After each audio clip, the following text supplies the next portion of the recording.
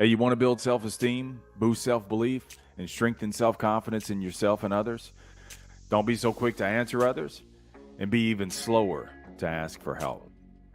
Today on The Sales Life, I'm going to show you a quick method that I use to build mental toughness and gain independence, not only for myself, but also for others as well. This is The Sales Life. I'm your host, Marsh Bice, and I created The Sales Life because I believe the number one skill that you need to embrace uncertainty, handle adversity, and never settle again is the ability to sell. But you don't have to be in sales to learn how to sell. I'll take the skills that I've learned in over 2 decades of the sales profession, and I'll show you how I've applied these to every area of my life and how you can too. So if you're trying to get back up after life has slapped you down, or you're trying to move up because you feel like life is kind of stalled out, if you want to have more, do more, be more, then you're going to have to learn to sell more. I'm so lucky to be back here with you for episode 710. Wow. And these are the ones that we count. There are other ones that we don't count. Man, and thank you for supporting The Sales Life. If you've been here before, thank you so much. I appreciate you continuing to share The Sales Life with others. And if this is your first time here, welcome aboard. Subscribe so that way you don't miss another episode. So let's talk about don't answer, don't ask.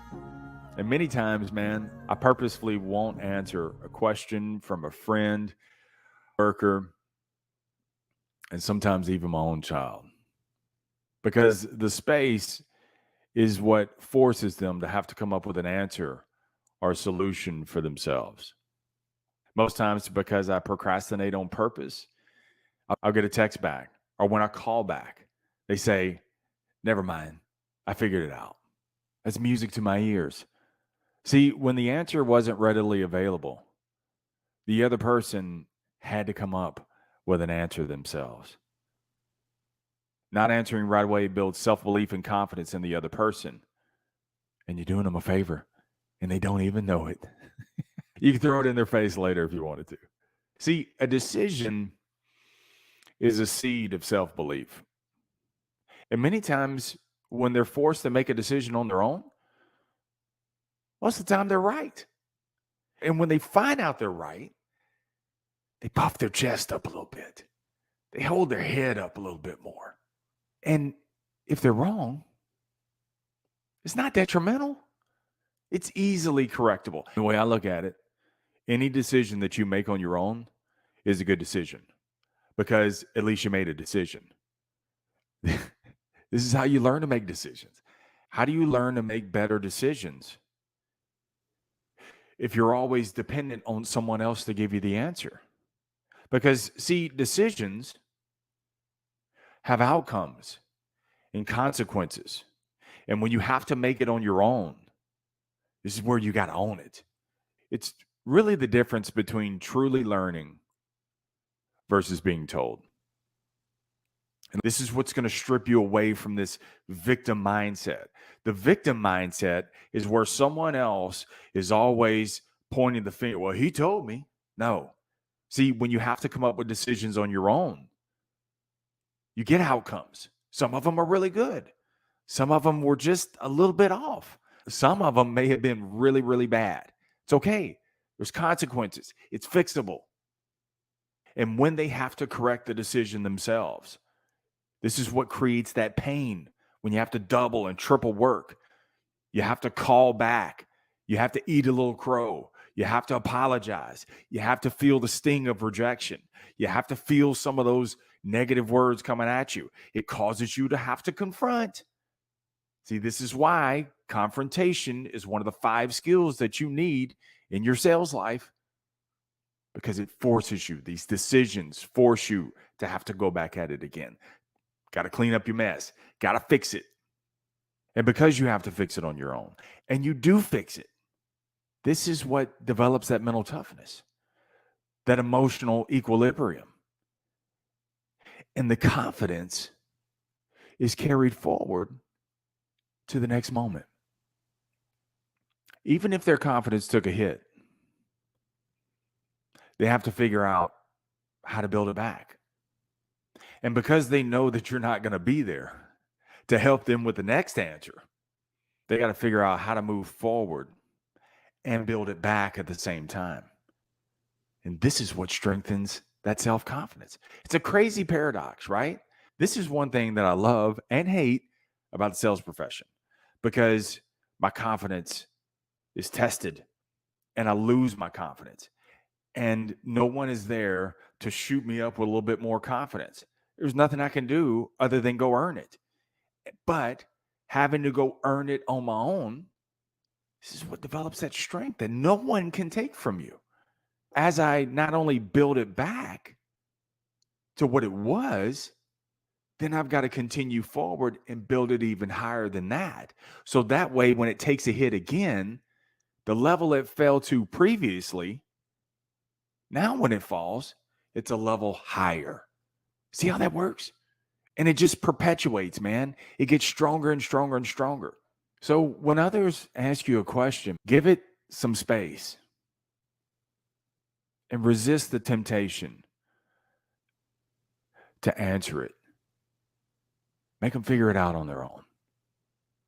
And here's the flip side of the coin. Because you're not so quick to answer, now you can't be so quick to ask, because you got to live by example. My formula is simple. FIU, FIO, FMO. For those of you who don't like curse words, spoiler alert, cover your ears. My formula is simple. Fuck it up, figure it out, fucking move on. That's my formula, man. That's how I rock. And I tell others, dude, you got to fuck it up on your own. Then you got to figure it out. And then you got to effing move on. Keep it moving. Think about it. What lessons are not only most memorable, but most used by you today? The ones that you had to figure out on your own, right? When you had no choice, when no one was coming in to rescue you, when you seemingly had no options, you made a way out of no way. And this is what created the no way. No way. I can't believe I did that on my own. More self-belief, more confidence, more mental toughness. It just feeds upon itself in a productive way. This is guaranteed to work. The only way it would stop working is if you quit doing it. It's the only way. It's a guaranteed win. Not immediately, but in the long run, in the grand scheme of things. I have a friend who goes one step further. He tells his son, go figure it out on your own. And you cannot come ask me for help until you get past your sticking point. So whenever you get to a sticking point, you're not allowed to come get dad to come figure it out. Nope. You get past that sticking point. Not to it. You get past the sticking point. And then I'll come help you. And his son may be frustrated, may be crying, but he resists the temptation to go in and swoop in. And many times, because he forces his son to go one step further, his son figures it out. See, this is what I'm talking about. You want stronger kids? You want to be surrounded by stronger people that you work with? Don't be so quick to answer. Don't be so quick to come up with the solutions. Think about how many projects you've completed for your kid. Think about how many times that you've gone in and done someone else's job for them. It's the quickest way, but it's also the weakest way. So initially, yes, you're going to slow down, but you're going to speed up in the future because you've created them to become independent. And that frees you up to go do more things. It's a byproduct. You slow down, you help them. The outcome, in turn, helps you. If you truly care about someone and want them to stand on their own, don't be so quick to come in and save them. If you're in sales and have a question about your product, don't ask anyone for the answer. Go figure it out yourself. It's impossible for me to teach you everything about sales. And when you force yourself to go find the answers. This is what's going to deepen your knowledge base. This is also what's going to strengthen your commitment, i.e., skin in the game. The more you invest in this, the more that you're going to stay with it. And also, it develops the anchor. So when storms hit, you've got such a deep knowledge base, you're good. You can weather the storm. It sucks, but you can weather the storm. Getting the answer yourself. It also shows your true professionalism, not only to customers, but also to coworkers alike. My sales manager used to do this to me all the time. My first year in sales was terrible, yet it's led to a beautiful life because he let me just sit in there and just flail and fail. I didn't know the answers. I didn't have enough experience. I knew he had the answers. I knew he had the experience. He ran laps around me. Yet he made me just sit in there and tread water. And I would have to sit in there and come up with something. He wouldn't let me get up. I had to come up with something. And the only time he would come in is if it was the breaking point and they were getting up to leave. And he would come in and say just a few words, and all of a sudden, boom, the deal is made. And I'm like, what the hell just happened? And he told me one night, he said, I'll let you go under, but I'll never let you drown. I'm doing this because I won't be here forever. This is how you become that go-to person to others. But it's also how you become that go-to person to yourself. Because you had to figure it out before, you know you can figure it out again.